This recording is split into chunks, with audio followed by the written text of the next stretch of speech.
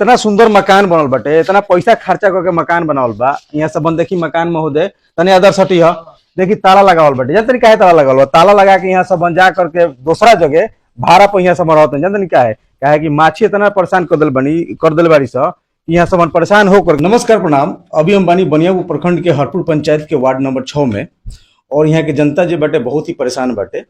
परेशान ए वजह से बाटे कि 6 नंबर वार्ड में एगो घना बस्ती बाटे, मुहल्ला बाटे। ये मुहल्ला के जस्ट 100 मीटर के बगल में ही अंडा फॉर्म बाटे। ये अंडा फॉर्म के वजह से पूरा मुहल्ला परेशान बाटे, और ये मुहल्ला में प्रतिदिन कोई ना कोई के तबीयत खराब ही रहत बाटे। और इस निजात पावे खातिर यहाँ सबन सीओ साहब के पास जा करके और दरखास्त दिले रही कि अंडा फॉर्म बंद होके के चाहिए, लेकिन अभी तक ले बंद नहीं किया भइल। चाचा वो लोग कितना परेशानी बाटे? बहुत दिक्कत बा, खाना खाए में बा मुश्किल बा, सर बैठल बैठ के बा, बहुत दिक्कत हो रहा बा। चाचा का दिक्कत बाटे? दिक्कत में माछी लागत तारी सो तो कहत रहे जे माछी मच्छर पहले से देखे लागत, हमरे फार्म से लागता। हमार मुआवजा दे दो लोगिन, हम बंद कर दे। अच्छा, वहाँ के मुआवजा मांगत नहीं? मुआवजा मांगत ला।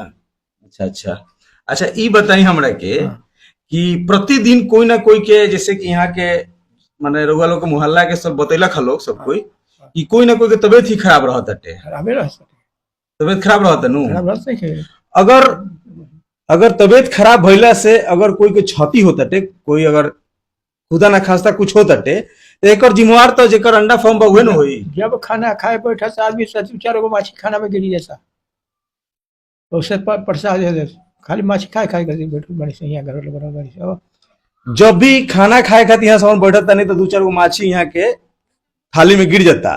अच्छा ई बताएं कि यहाँ सबन तो जेंट्स बानी, यहाँ सबन तो कुछ देर खातिर घर में जात होखेम और बाहर भी जात होखेम, लेकिन जे औरत बाटे, जे महिला बाटे, जे हाउस वाइफ बाटे, ओकरा कितना परेशानी होता है कि 24 आवर्स ओकरा घर में ही रहे के बाटे। जैसे सुने में आवता है कि प्रतिदिन कोई ना कोई की तबीयत भी खराब रहता है। हाँ, प्रतिदिन तबियत कोई ना कोई की खराब रहा बा। हमेशा कोई ना कोई घटना हो सकता है घटना। तो इसका जिम्मेवारी कौन होगा? अंडा फार्म वाला होगा। जी बिल्कुल बिल्कुल।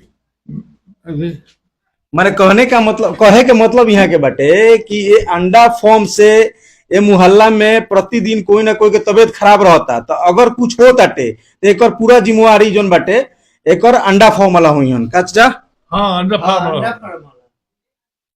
बीमारी इसके वही होंगे जो रोज ना रोज तबियत किसी ना किसी खराब हो रहा बा, कोई ना कोई बराबर तो हॉस्पिटल में जा रहा बा।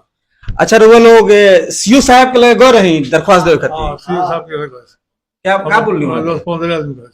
क्या बोलनी? वीडियो साहब को लगे से वीडियो साहब सीओ साहब को दरखास्त दीजिए, हमको दरखास्त 2 आदमी को दरखास्त दिया गया, एक थाना में प्रतिलिपि दिया गया। सीओ साहब बोले हैं कि जी इंक्वायरी करना है, वो कहे कि हम आगे इंक्वायरी करेंगे। अच्छा सीओ साहब आके इंक्वायरी कोई नहीं कि ना कोई नहीं? ना इंक्वायरी कोई नहीं। मैंने देखी यहाँ सब हम जा करके वीडियो साहब सीओ साहब के लगे थाना में दरखास्त यहाँ सब दे दिले बने कि अंडा फॉर्म जन भाई बंद होके के चाहिए, कहे से बहुत ज्यादा क्षति होता है। आई अंडा फॉर्म जन बाटे मुहल्ला में खुल चुकल बाटे, तो अभी तक ले यहाँ के कहला के अनुसार सीओ साहब अभी यहाँ विजिट करे नहीं आयल। नहीं आया। हम लोग सीओ साहब के पास इसके लिए जाएंगे, यदि वो नहीं किसके से एक्शन लेंगे तो हम लोग धारा देंगे वहां पर जाकर। मैंने कहे के मतलब है कि लोग सीओ साहब के लिए पहले गए बनी आ सीओ साहब विजिट करे नहीं किया है। अगर सीओ साहब अब नहीं किया हो तो वो लोग ब्लॉक पर जाकर के धरना दे हम लोग, है कि बहुत ज्यादा क्षति हो रहा है। बहुत क्षति क्यों, कौन देगा क्षति? तो वो लोग वीडियो देख रहा बनी क्योंकि मुहल्ला जोन बाटे 6 नंबर वार्ड बहरपुर पंचायत के बनियापुर प्रखंड में, यहाँ पे अंडा फॉर्म जोन बाटे, अंडा फॉर्म की वजह से बहुत सारा परेशानी बाटे। यहाँ बहुत सारा माछी झुकत तारी सा, माछी झुकला के वजह से बहुत सारा प्रतिदिन कोई ना कोई के तबियत खराब रहता है। तो यहाँ सब ने कहे कि मतलब कि अंडा फॉर्म बंद होके के चाहिए, कहे कि मुहल्ला में ये अंडा फॉर्म ना होके चाहिए। हरपुर पंचायत के हरपुर ग्राम के हम हैं। हमारा बगल में यहाँ से 100 मीटर दूरी में अंडा फार्म खुलल बा। अंडा फार्म के खोलने के वजह से कोनो हित पाहुन आवता तो माने द्वार पर बैठे नहीं खे आवत, मच्छरदानी लगा के हमनी के खाना पीना यहाँ खाता नहीं सो। अंडा फार्म के वजह से, माछी के वजह से जे हमनी के घर द्वार लेके और दूसरा जगह जाए के प्लान हुई। सीओ साहब से रिक्वेस्ट बा कि अंडा फार्म के रौड़ा लगे पहले भी कंप्लेन गईल आ कागज भी गईल ना, एकर कोनो सुनवाई ना कनी। सीओ साहब के दरखास्त देला के बाद में भी सीओ साहब आश्वासन देने की जे हम विजिट करें, लेकिन गांव में चाहे अंडा फार्म पर विजिट भी ना कनी। रौड़ा से रिक्वेस्ट बा कि जाके एक और एक्शन ली। हम जयप्रकाश सिंह बनियापुर प्रखंड के अंतर्गत पंचायत राज हरपुर के वार्ड नंबर 6 सदस्य बनी, अभी वार्ड बनी हम।